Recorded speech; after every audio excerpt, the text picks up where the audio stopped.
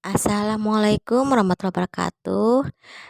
Teman-teman, saat ini lagi rame di bioskop kita film tentang KKN Desa Penari. Nah, di sini Acil mau menceritakan tentang KKN Desa Penari Persi Nur. Ke teman-teman, selamat mendengarkan. Nur merupakan gadis yang memiliki cita-cita menempuh pendidikan di universitas yang dia impikan sejak kecil. Bulan demi bulan telah ia lalui, hingga akhirnya sampailah dia pada semester akhir yang menuntunnya untuk menyelesaikan tugas pengabdian kepada masyarakat atau dikenal dengan KKN.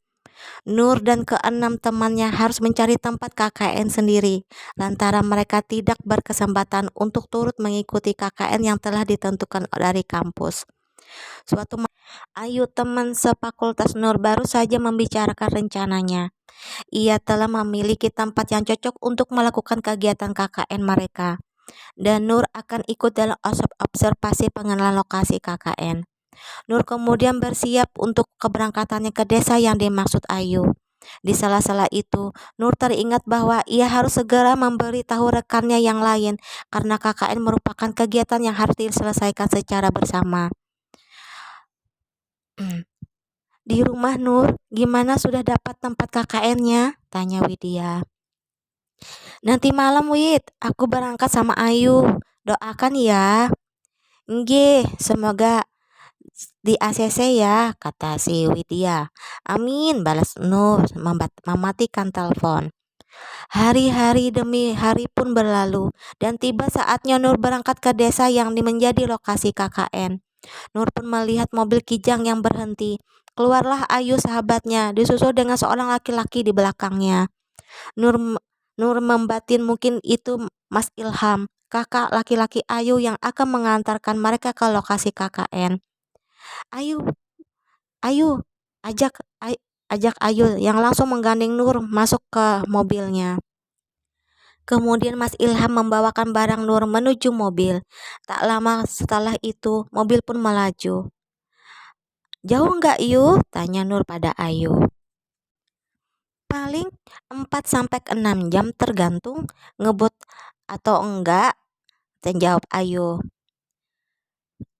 Yang jelas desanya bagus, tak jamin masih alami, pokoknya cocok buat proker yang kita susun kemarin.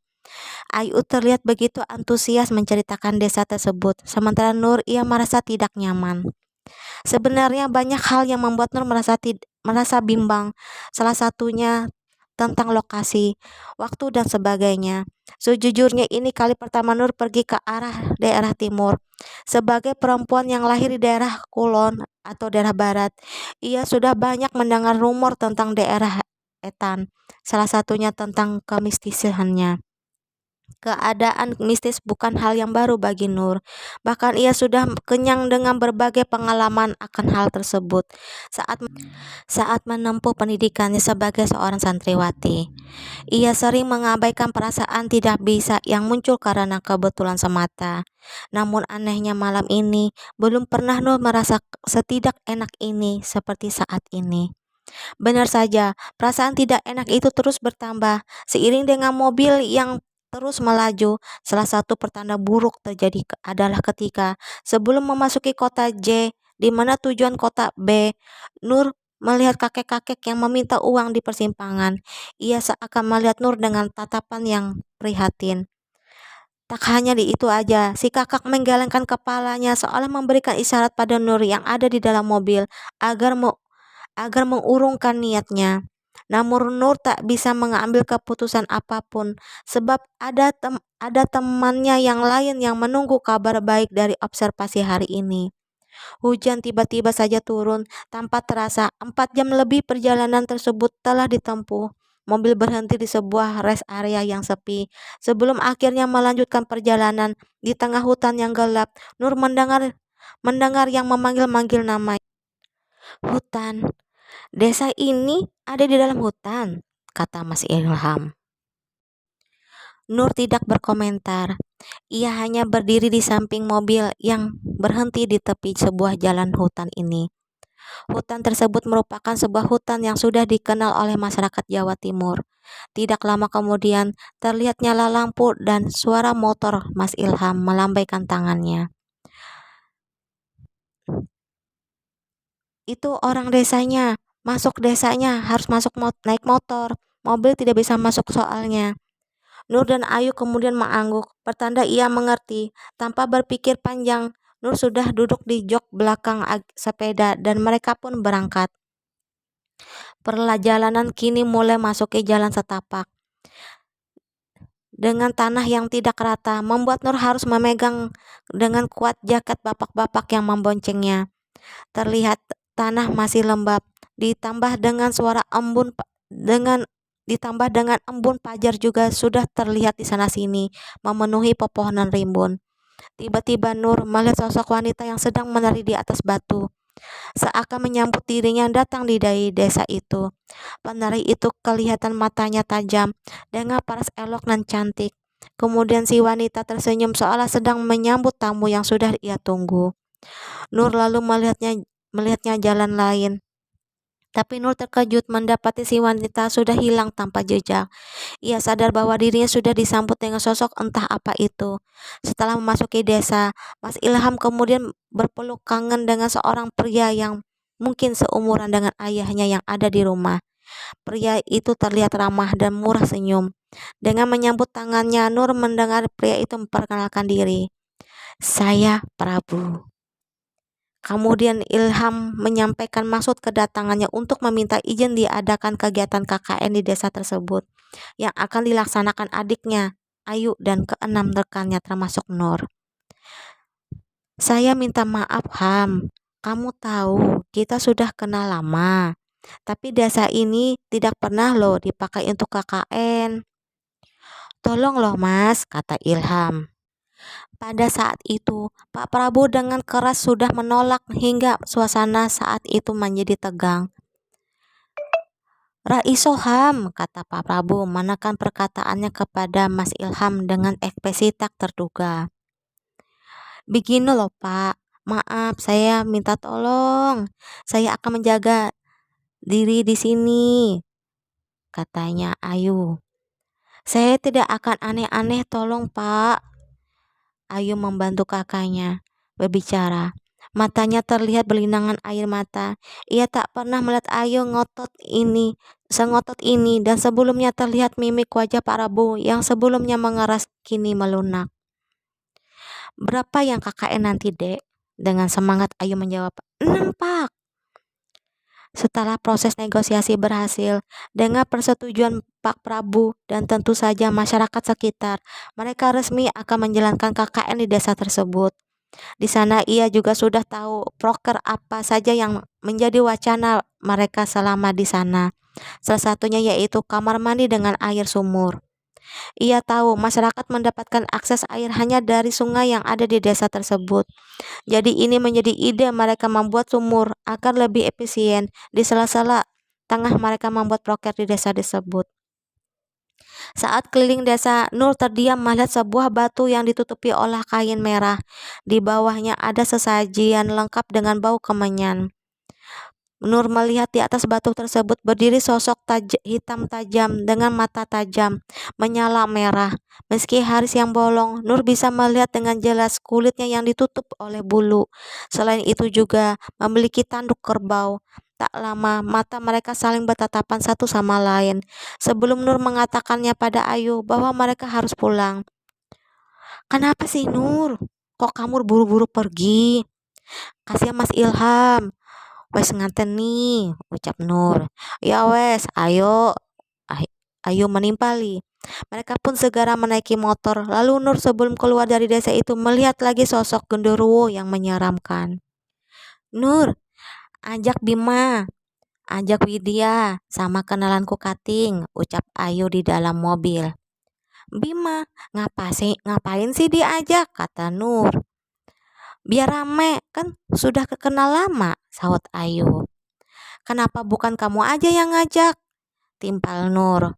"Kan kalian pernah satu pondok, jadi sudah lama kenal. Pokoknya ajak anak itu ya." Ya wes, ya sudah, kata Nur mengalah. Aku telepon Widya, biar cepat dia buatkan proposalnya sebelum pihak kampus merilis daftar KKN-nya. Bahaya jika pihak kampus sudah merilisnya. Lagian kita sudah dapat tempat KKN. Perlahan, mobil mereka pun meninggalkan jalanan hutan itu. Nur dan Ayu kembali ke kotanya, mempersiapkan semua sebelum mereka nanti kembali lagi. Pada siang hari, Nur melihat Widya dan Ayu di hari pembekalan sebelum keberangkatan KKN mereka. Setelah menunggu cukup lama, akhirnya dua orang yang turut bergabung dalam kelompok KKN mereka pun muncul. Namanya adalah Wahyu dan Anton. Mereka kembali membicarakan semua proker dan menentukan jadwal keberangkatannya. Semua anak sudah setuju, termasuk Widya yang hampir seharian harus menceritakan bahwa ibunya memiliki firasat yang buruk pada tempat KKN itu. Nur hanya diam dan mendengar, karena di dalam dirinya juga merasakan hal yang sama. Malam keberangkatan, Nur, Widya, Ayu, Bima, Wahyu, dan Anton sudah berkumpul.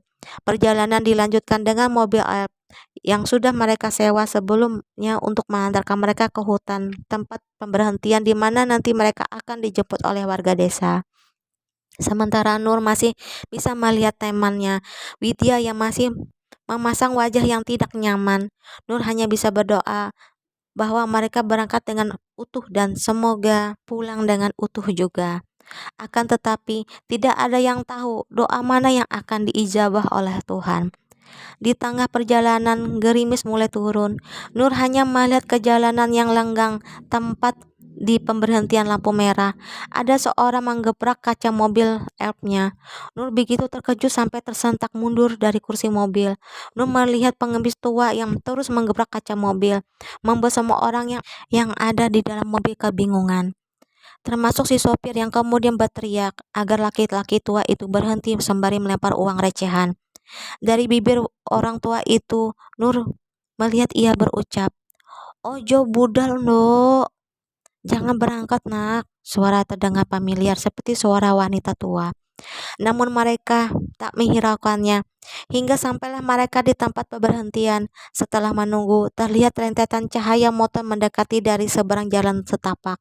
Lalu Nur mengatakan, "Iku wong desa sing nyusul rek. Itu orang dari desa yang jemput kita kawan." Tanpa membuang waktu, mereka pun melanjutkan perjalanan.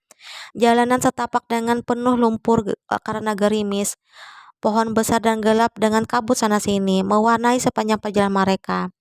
Saat itu hanya terdengar suara motor berduru tanpa ada suara binatang malam atau yang lainnya.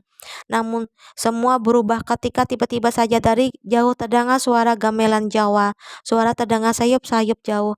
Namun semakin lama semakin terdengar jelas. Nur pun mengamati tempat itu. Kemudian aroma bunga melati tercium menyengat di hidungnya. Ia masih mencari dari mana sumber suara itu terdengar. Nur kemudian melihat seorang wanita menunduk dengan melenggak-lenggok lehernya di tepat di antara rerumputan di samping jalan setapak. Dilanjutkan dengan ayunan gerakan tangan dan lengannya yang bergerak seirama dengan suara gamelan. Nur menyadari bahwa wanita itu menari. Ia menari di tengah malam, di tengah kegelapan hutan yang sunyi dan senyap. Terlihat gerakannya begitu anggun, meski motor terus bergerak melaju ke desa tujuan. Nur bisa melihat dengan jelas. Ia menari dengan sangat mempesona.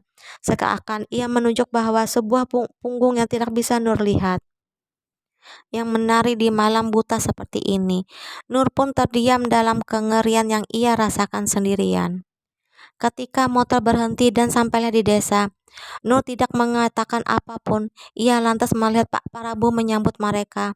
Saat Pak Prabu mempersilahkan mereka ke tempat peristirahatan selama di desa ini, Widya tiba-tiba mengatakan, "Pak, kok desanya jauh sekali ya? Pelosok di mana gitu sih Mbak? Orang dari jalan raya hanya 30 menit aja loh." Nur hanya melihat saja, ia tak mau mengatakan apapun. Ia melihat wajah Ayu yang memerah entah karena malu atau apa. Mungkin Ayu merasa Widya sudah mengatakan hal yang tidak sopan sebagai tamu. Widya memang seharusnya tidak mengatakan hal itu. Ketika baru saja datang, dia tengah berdebat dengan Widya dan Ayu. Tiba-tiba dari balik pohon jauh terlihat sosok hitam dengan mata merah seakan tengah mengintai mereka. Sialnya hanya Nur yang bisa melihat. Akhirnya perdebatan itu selesai. Nur pun meninggalkan sosok itu yang terlihat masih mengintip di balik pohon. Kemudian ia masuk ke sebuah rumah milik seorang warga yang mau menampung mereka untuk ditinggali selama perjalanan tugas KKN mereka. Di rumah tersebut, rupanya perdebatan Widya dan Ayu berlanjut. Kamu kok keras kepala? Sudah dikasih tahu tadi gak sampai setengah jam. Nur masih melihat, alih-alih menengahi. Nur lebih kepikiran dengan hal lain, salah satunya sosok genderuwo itu. Untuk apa ia mengintainya? Namun tiba-tiba Widya mengatakan sesuatu yang membuat Nur tak bisa mengabaikannya. Kamu tadi dengar atau tidak? Ada suara gamelan di tengah hutan tadi. Namun ucapan Widya ditanggapi Ayu dengan nada mengejek. Halah, paling tadi kebetulan ada yang mengadakan acara di desa sebelah, apalagi? Nur yang mendengar itu pun membantah perkataan Ayu. Yu, gak ada lagi desa lain di sini. Kata orang dulu, bila mendengar suara gamelan, itu artinya sebuah pertanda buruk. Malam itu berakhir, meski perdebatan masih terus berlanjut di batin mereka masing-masing. Nur kemudian ingin mengutarakan pertanda apa yang sudah menunggu mereka di desa tersebut. Yu, aku ingin ngomong sebentar, bisa kan? Ngomong apa, Nur? Tanya Ayu. Nur dan Ayu pergi ke pawon dengan wajah Nur yang masih tegang. Ia masih ingat, matanya tidak mungkin salah melihat sosok makhluk itu. Yu, aku mau tanya, kamu nggak ngerasa aneh kan di desa ini? Kamu ingat, kok bisa-bisanya Pak Prabu sampai melarang keras kita KKN di sini? Apa kamu nggak curiga? Apa sih maksudmu ngomong kayak gitu? Kata Nur ketus. Ternyata Pak Prabu punya alasan kenapa melarang kita di sini. Kalau kamu ngomong begini karena perkara Widya tadi, nggak masuk akal Nur. Kamu sendiri ikut aku observasi di sini kan? Apa ada yang aneh? Nggak kan? Sudahlah. Yoh, cuma beberapa minggu aja loh. Ayu pergi meninggalkan Nur. Sementara Nur tidak mungkin menceritakan apa yang ia lihat. Ayu bahkan tidak percaya dengan hal yang gaib. Di sini Nur pun mengalah lagi. Nur, panggil Widya. Nur pun menatap wajah yang sayu. Tampaknya ia baru saja menangis. Tadi tidak aneh memang. Siapa yang tidak akan menangis bila merasakan hal aneh? Bahkan tidak masuk akal seperti itu. Bisa aku minta tolong? Tanya Widya. Tolong jangan ceritakan ya soal tadi. Soalnya aku dengar gamelan. Aku nggak enak kalau sampai kedengar warga desa. Kita kan tamu di sini. Nur pun hanya mengangguk. Namun sebelum Widya beranjak dari tempatnya, Nur tiba-tiba mengatakan, Wid, sebenarnya aku juga mendengar suara gamelan itu. Malah aku melihat ada yang menari di sana. Widya yang mendengar itu dari Ayu seakan tidak percaya. Mereka pun seketika terdiam cukup lama, bingung harus bereaksi seperti apa. Sudah Nur, jaga diri baik-baik ya. Insya Allah gak bakal terjadi apa-apa kalau kita hormat dan menjunjung sopan santun selama tinggal di tempat ini, ucap Widya. Setidaknya membuat Nur sedikit lebih lega. Malam itu Nur tidak menceritakan tentang sosok hitam yang mengintai mereka. Pada malam pertama, Nur, Ayu, dan Widya dalam satu kamar yang sama. Mereka sepakat untuk menggelar tikar dengan posisi Nur ada di tengah, sementara Ayu dan Widya ada di samping kanan dan kiri Nur. Saat memejamkan mata, terdengar binatang malam sahut-sahutan, berlomba untuk menunjukkan eksistensinya. Nur tidak bisa tidur. Kemudian ia melihat dua sahabatnya sudah tertidur lelap. Ia terjaga sendiri, menatap langit-langit yang berupa genting hitam dengan sarang laba-laba. Rumah desa tentu saja begini, pikir Nur memaklumi. Sekat kamar pun tidak menyentuh lantai kamar, jadi Nur bisa melihat celah di sana. Ketika ia memikirkan kejadian hari ini, tiba-tiba Nur tersadar bahwa suara riuh binatang malam sudah tidak lagi terdengar. Kini berganti dengan suara sunyi yang memekik membuat telinga Nur menjerit dalam ketakutan. Perasaan tidak enak tiba-tiba muncul begitu saja membuat Nur lebih waspada ketika pandangannya mencoba mencari cara untuk mengurangi rasa takutnya. Di tengah cahaya lampu petromak yang memancarkan sinar temaram di sudut kamar Ada sosok mata merah mengintipnya. Nur tercekat. Ia kemudian mundur menutupi wajahnya dengan selimut yang ia bawa. Penampakan wajahnya terbayang di dalam sekepala Nur. Dengan mengingatnya benar-benar membuat debar jantung di dadanya berdegup kencang. Ia masih ingat tanduk kerbau yang menempel di kepalanya, serta pancaran amarahnya seolah membuat Nur semakin tersudut dalam ketakutan. Dengan spontan Nur pun mulai membaca ayat kursi, namun setiap ia menyelesaikan satu panjatan doa, diikuti oleh suara papan kayu yang digeprek keras dengan serampangan. Nur mulai menangis, ia tahu makhluk itu masih di sana, seakan tidak terima dengan apa yang ia lakukan. Minta bantuan kepada Tuhan. Tepat ketika isi hati Nur menjerit, perlahan suara itu pun menghilang, berganti dengan keheningan. Nur terbangun ketika subuh memanggil. Ia masih belum mengerti dengan kejadian semalam. Apakah itu mimpi atau benar-benar terjadi? Yang ia tahu, ia harus menjalankan tugasnya sebagai seorang muslimah yang taat. Ia kemudian mengerjakan sholat subuh. Nur berusaha meyakinkan dirinya tidak akan cerita bahkan kepada dua sahabatnya atas apa yang baru saja mengalaminya. Pagi harinya, Pak Prabowo mengumpulkan semua anak-anak, mengatakan bahwa hari ini akan memperkenalkan ke seluruh desa dan mana saja yang bisa dijadikan proker untuk mereka kerjakan sesuai kesepakatan per anak di kelompok tersebut.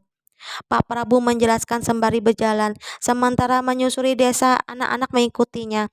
Mereka merasa tidak ada yang menarik dari penjelasan Pak Prabowo tentang desa itu. Bahkan Pak Prabowo terkesan seakan menyembunyikan sejarah desa itu. Hal itu membuat Nur semakin curiga. Selain hal-hal umum, hanya wahyu katingnya yang selalu menimpali ucapan Prabowo dengan candaan, membuat tawa mereka pecah. Semua terasa alami seperti KKN yang Nur bayangkan. Sampai akhirnya mereka berhenti di sebuah tempat yang membuat Nur tidak nyaman, yaitu sebuah pemakaman. Di samping kanan kirinya banyak pohon beringin besar. Selain itu, pemandangan di pemakan itu juga terkesan sangat aneh. Setiap batu nisan ditutupi dengan kain hitam, membuat Nur dan semua orang merasa penasaran apa alasannya. Nur merasakan angin seperti mengelilinginya. Ia tahu ada yang tidak beres dengan tempat ini. Seakan-akan tempat ini sudah menolak keberadaannya. Ada satu hal yang membuat Nur semakin curiga kepada Pak Prabu, di mana tiba-tiba ia teringat oleh kalimat wahyu.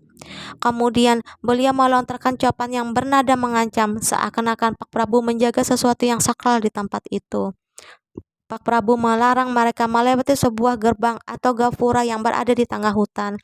Jika mereka melanggarnya, maka akan terjadi sesuatu pada mereka. Apa yang Pak Prabu sebenarnya sembunyikan? Untungnya, Bima langsung menengahi kejadian itu, membuat Pak Prabu kemudian menjadi Pak Prabu yang sebelumnya.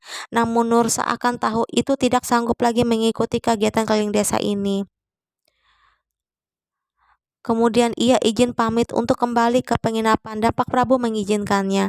Bima menaruhkan diri untuk mengantar Nur, sementara semua anak melanjutkan perjalanan mereka bersama Pak Prabu. Nur dan Bima berjalan ke area rumah mereka tempat menginap. Ada apa Nur? Hantu lagi? Dari semua anak memang tidak ada yang lebih mengenal Nur daripada si Bima, temannya saat mondok dulu. Nur hanya menjawab seadanya. Mungkin kesehatannya telah menurun, namun Bima tahu Nur berbohong. Di pemakan tadi, rame ya?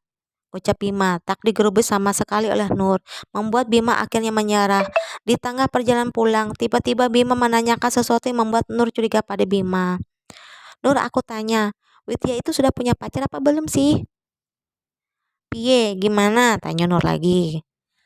Temanmu, Widya loh. Sudah punya pacar apa belum? Tanya Bima. Tanyakan sendiri saja sana. Nur tahu Bima suka kepada Widya.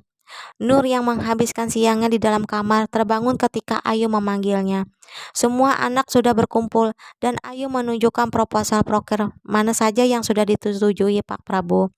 Ayu membagi menjadi 3 kelompok, di antaranya dibagi menjadi Widya dan Wahyu, Nur dengan Anton, sementara Bima dengan Ayu.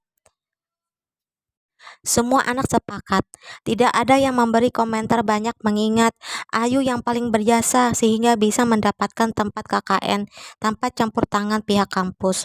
Lusa adalah awal dari pelaksanaan proker mereka. Sore telah tiba. Ketika Nur baru saja selesai merapikan barangnya untuk persiapan proker kelompok, Widya masuk ke kamar. "Nur, mandi yuk," ajak Widya. "Di mana?" tanya Nur. "Di bilik sebelah sungai. Ada sebuah bilik kecil, tahu kan? Yang bangunannya kayak kolam itu loh," jelas Widya. Nur tidak menjawab, namun setelah memikirkan bahwa ia belum mandi sejak pertama kali datang ke sini, ia pun setuju.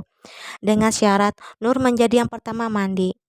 Saat melewati sebuah mata air bernama Sinden, Nur sudah merasakan perasaan tidak nyaman. Sinden itu sendiri dari anak tangga yang disusun dengan batu bata merah. Tampaknya bangunannya sudah sangat tua, namun ada air putih di dalamnya. Nur tidak pernah melihat ada yang menggunakan air itu. Perhatian Nur tertuju pada bentuknya yang menyerupai candi kecil di belakangnya.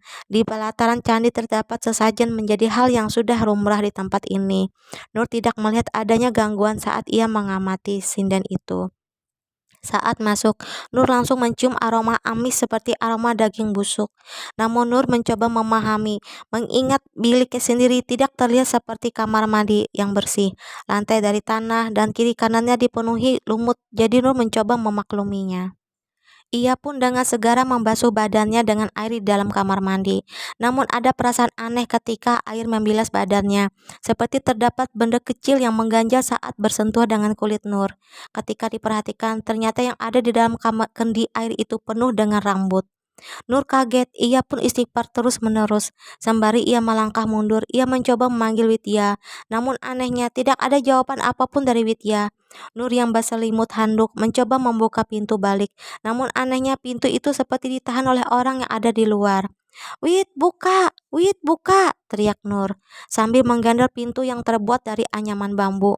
Namun tetap tidak ada jawaban apapun dari Widya, sehingga Nur menyadari di belakangnya ada sosok hitam itu besar sekali, tampak menyentuh langit bilik. Nur pun memejamkan mata rapat-rapat, dan pertama ia lakukan adalah istighfar, sembari tenaganya mencari batu di tanah bilik. Ketika tangannya berhasil meraih sebuah batu, Nur melemparkan batu itu sembari mengucapkan doa yang diajarkan gurunya. Bila bertemu lembut, sosok pun itu lenyap. Butuh waktu untuk Nur menenangkan diri. Ia tahu ia sudah diincar, namun kenapa ia diincar? Ia merasa tidak melakukan apapun di tempat itu. Bahkan jika karena ia secara tidak sengaja melihat makhluk itu, seharusnya bukankah hanya Nur saja yang sial, tapi makhluk itu juga sial. Tiba-tiba pintu terbuka, di mana Widya melihat Nur dengan ekspresi ganjil. "Kenapa, Wid?" Nggak apa-apa," tanya Widya saat itu. "Ayo mandi, biar aku yang jaga. Cepat ya, sudah mau malam," kata Nur. Awalnya Widya tampak ragu, ia seperti mau mengurungkan niatnya untuk mandi. Tidak hanya itu, Widya seperti mau mengatakan sesuatu kepada Nur, namun kemudian mengurungkannya. Ia kemudian menutup pintu kembali. Ketika Nur berjaga di luar, ia sayup-sayup mendengar suara orang berkidung dalam bahasa Jawa. Merasa penasaran, Nur mulai mencari sumber suara dan berakhir pada gemah dari dalam bilik. Nur pun takut hal buruk terjadi. Nur mencoba memanggil Widya, menyuruhnya agar ia segera menyelesaikan mandinya. Namun Widya tidak menjawab teriakannya. Suara kidung itu terdengar semakin jelas. Dari samping bilik, Nur menemukan semak belukar. Ia mencoba melempar batu dari sana. Namun ia kaget saat tahu di belakang bilik ada sesaji lengkap dengan batu kemanyan yang dibakar. Nur mencoba mengabaikannya dan tetap berusaha memanggil sahabatnya. Sampai ia menemukan sebuah celah untuk melihat ke dalam. Nur melihatnya, namun yang ia lihat bukan Widya, melainkan sosok seorang wanita cantik yang diketahui adalah penari yang pertama ia lihat saat masuk desa tersebut. Oke teman-teman, cukup sampai di sini dulu ya cerita Acil tentang desa KKN di desa Penari Persinyan Nur. Kita lanjut lagi di besok hari. Assalamualaikum warahmatullahi wabarakatuh.